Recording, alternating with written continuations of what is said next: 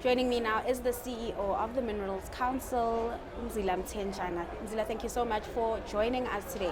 Thank you for having me. Sure. So let's start off by talking about the state of the local mining sector, especially as we've seen the world's interest move away from fossil fuels to these critical greener minerals. Is SA keeping up with this move?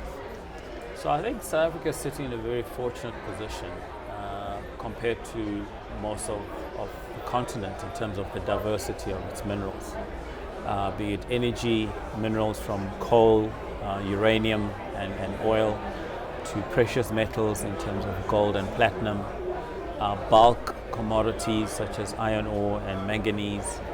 And these are commodities that are becoming very critical for some emergent trends going forward. And they're broadly referred to as future-facing minerals or minerals of the future.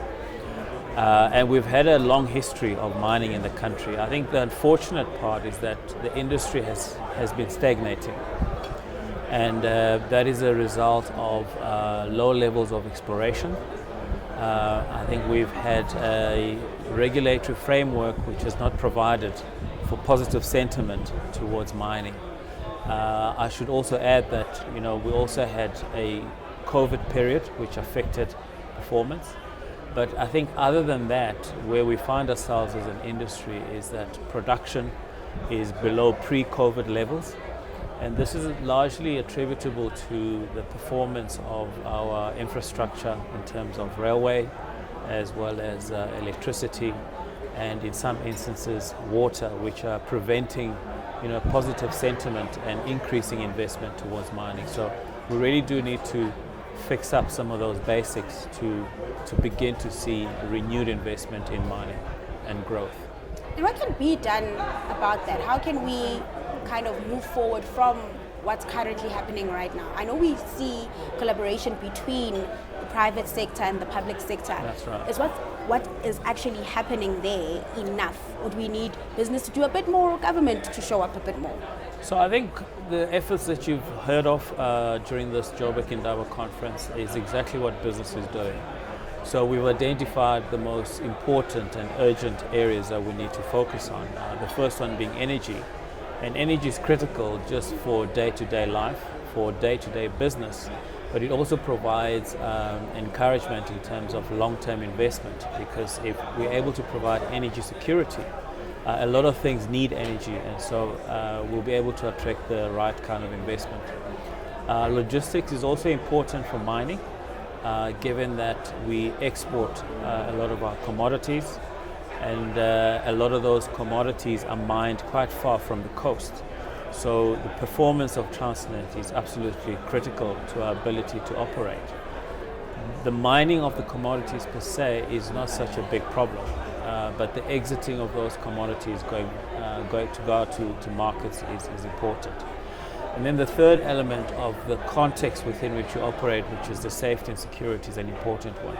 So those three, I think, are the critical areas that need very urgent and very quick response. And we're beginning to see some positive moves towards them. And I guess that's what we actually need to start doing and implementing to make South Africa a bit more attractive to foreign investors as well.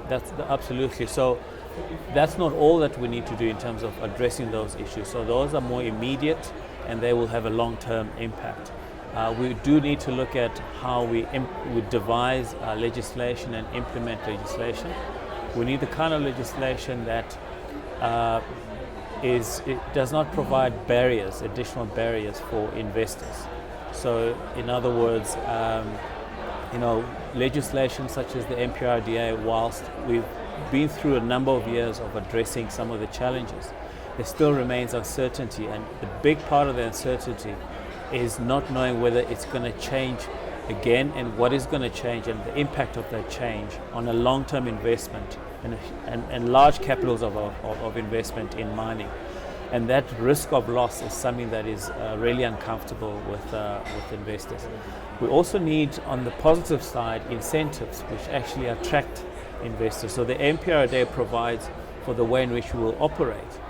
But I think we also need the kind of legislation that will attract and provide incentives for large amounts of capital to really land in the country and be invested in mining. So, and these are incentives that don't have to last for forever and a day, or be tax concessions or other incentives like that. So a combination of legislative factors need to be in place to be able to attract the investment. All right, thank you so much for joining us today. Oh, thank you. Is that it? That was the CEO of the Minerals Council, Thank you. SA, Mzila Mthenjane.